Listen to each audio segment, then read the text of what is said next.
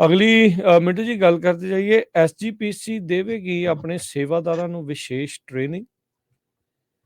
हाँ जी, देखो गल की है कि बड़ा वड्डा विवाद बन गया। वैसे गल कोई भी नहीं सी कि वो एंट्री नूं लैके, तुहानूं पता ही है अज परिवार ने माफी भी मंगी है। चलो इन्हां ने भी माफी मंगी सी कि जे वध घट हुई है, तो उन्हां ने भी माफी मंगी बड़े अदब दे नाल कि भाई साडे तो चलो गलती हो गई है, वीडियो वायरल हुई इत्थों तक पहुंची है, बच्ची ने माड़ी जी बहस की सी, उत्थों गल वधी गई है। तो मतलब कि दोनों ने अपने पक्ष रखे ने ते चलो मामला जिहड़ा वो सॉर्ट हो गया। ਤੇ ਐਵੇਂ ਕੁਝ ਲੋਕ ਜਿਹੜੇ ਆਪਣੀ ਅੰਦਰ ਦੀ ਘਿਰਣਾ, ਕੁਝ ਪ੍ਰਾਪੇਗੰਡਾ, ਉਹ ਸਾਰੀਆਂ ਚੀਜ਼ਾਂ ਮੇਰੇ ਖਿਆਲ ਦੇ ਨਾਲ ਜੋ ਨਹੀਂ ਸੀ ਹੋਣੀਆਂ ਚਾਹੀਦੀਆਂ। ਸਾਡੇ ਵੀ ਉਹ ਇੱਕ ਟਵਿੱਟਰ ਅਕਾਊਂਟ ਨੂੰ ਕਿ ਇਹ ਕੁੜੀ ਚਲਾਉਂਦੀ, ਉਹ ਕੁੜੀ ਦਾ ਕੋਈ ਟਵਿੱਟਰ ਅਕਾਊਂਟ ਨਹੀਂ ਹੈ। ਇਹ ਬੇਸਿਕਲੀ ਹਰਿਆਣੇ ਦਾ ਪਰਿਵਾਰ ਸੀ, ਉਹ ਗੁਜਰਾਤ ਦੇ ਵਿੱਚੋਂ ਸ਼ਾਇਦ ਕੋਈ ਚੱਲ ਰਿਹਾ ਟਵਿੱਟਰ ਅਕਾਊਂਟ ਜਾਂ ਜਿਹੜਾ ਆਪਣੇ ਆਪ ਨੂੰ ਕੋਈ ਗੁਜਰਾਤੀ ਕਹਿ ਰਿਹਾ। ਮਤਲਬ ਕਿ ਇਸ ਤਰ੍ਹਾਂ ਦੀਆਂ ਗੱਲਾਂ ਹੋਈਆਂ ਨੇ ਤਾਂ ਜੋ ਇੱਥੋਂ ਤੱਕ ਨਹੀਂ ਸੀ ਜਾਣੀਆਂ ਚਾਹੀਦੀਆਂ। ਤਾਂ ਪਰ ਅਖੀਰ ਦੇ ਵਿੱਚ ਬੜੇ ਸੋਹਣੇ ਢੰਗ ਨਾਲ ਨਿਬੜ ਗਿਆ। ਉਸ ਪਰਿਵਾਰ ਨੇ ਕਿਹਾ ਕਿ ਅਸੀਂ ਫੇਰ ਆਵਾਂਗੇ ਤੇ ਐਸਜੀਪੀਸੀ ਨੇ ਕਿਹਾ ਕਿ ਤੁਸੀਂ ਆਇਓ, ਕੋਈ ਗੱਲ ਨਹੀਂ, ਜੀ ਆਇਆਂ ਨੂੰ।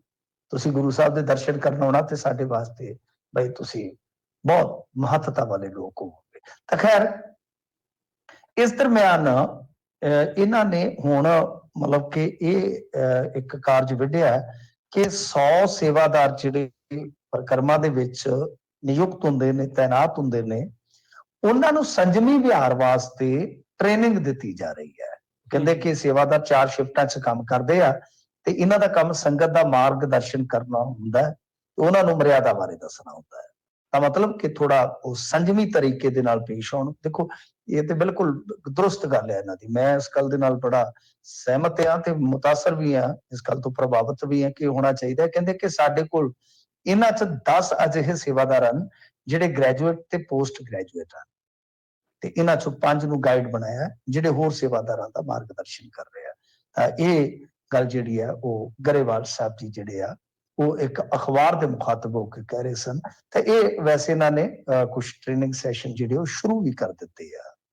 ਤਾਂ ਖੈਰ ਬਹੁਤ ਵਧੀਆ ਗੱਲ ਆ, ਬਹੁਤ ਵਧੀਆ ਗੱਲ ਹੈ। ਆਹੀ ਗੱਲ ਅਸੀਂ ਕਹਿੰਦੇ ਆ ਕਿ ਇਹ ਹੋਣਾ ਚਾਹੀਦਾ ਕਿ ਕੋਈ ਯਾਤਰੂ ਅਣਜਾਣ ਹੈ ਜਾਂ ਜਾਣਬੁੱਝ ਕੇ ਜੇ ਉਹ ਕੋਈ ਕਾਲ ਵਾਲੀ ਭਾਸ਼ਾ ਵਰਤਦਾ ਵੀ ਹੈ ਤਾਂ ਵੀਡੀਓ ਵਗੈਰਾ ਦਾ ਜ਼ਮਾਨਾ ਹੈ ਕਿ ਜਿਹੜੇ ਸੇਵਾਦਾਰ ਆ ਜਵਾਬ ਜ਼ਰੂਰ ਦੇਣ, ਪਰ ਬਹੁਤ ਨਿਮਰਤਾ ਸ਼ਾਇਸਤਗੀ ਦੇ ਨਾਲ ਤੇ ਬੜੀ ਉਹਨਾਂ ਦੀ ਜਿਹੜੀ ਮਤਲਬ ਕਿ ਦਲੀਲ ਆ ਵਜ਼ਨਦਾਰ ਹੋਣੀ ਚਾਹੀਦੀ ਆ, ਤਾਂ ਕਿ ਜਿਹੜੀ ਵੀ ਕੋਈ ਚੀਜ਼ ਵਾਇਰਲ ਹੋਵੇ ਉਹਦੇ 'ਚ ਉਹਨਾਂ ਦੀ ਨਿਮਰਤਾ, ਸ਼ਾਇਸਤਗੀ, ਉਹਨਾਂ ਦੀ ਸੂਝ-ਬੂਝ ਝਲਕਦੀ ਹੋਵੇ ਅਸਲ 'ਚ ਕਿ ਹਾਂ ਸਿੱਖ ਦਾ ਕਰੈਕਟਰ ਕੀ ਹੈ। ਸਿੱਖ ਕੱਲਾ ਇਹ ਨਹੀਂ ਹੈ ਕਿ ਸਿੱਖ ਲੜਾਕੂ ਹੈ ਜਾਂ ਸਿੱਖ ਤਾਲੀਮ ਯਾਫਤਾ ਹੈ, ਇੱਕ ਬਹੁਤ ਨਿਮਰ ਹੈ।